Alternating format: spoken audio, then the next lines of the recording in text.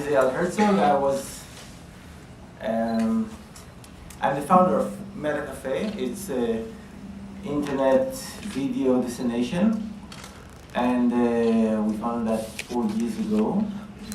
I'm based here in Palo Alto.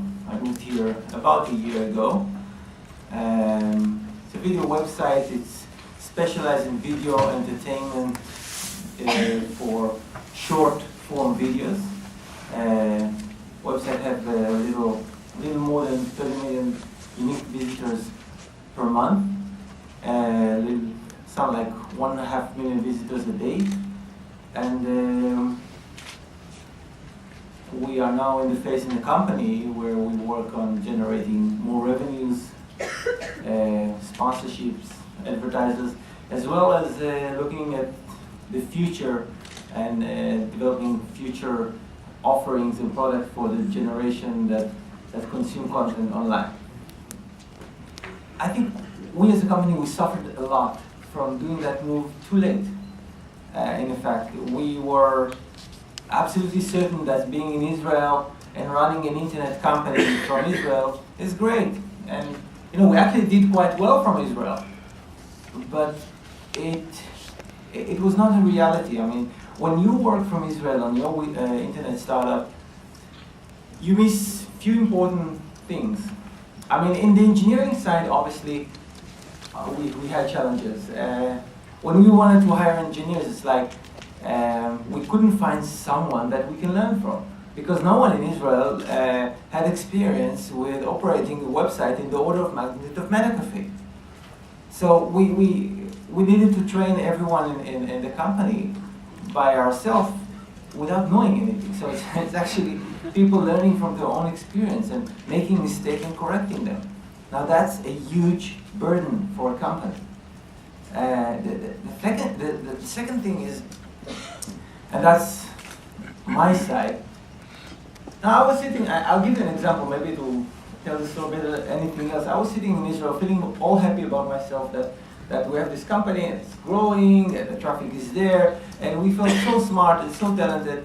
And we saw that thing from Israel they call MySpace, and we kind of looked at it and it looked weird. 4 years ago, when you look at MySpace, you don't really get what's going on there. The social network, how people use that. No one in Israel used that, right?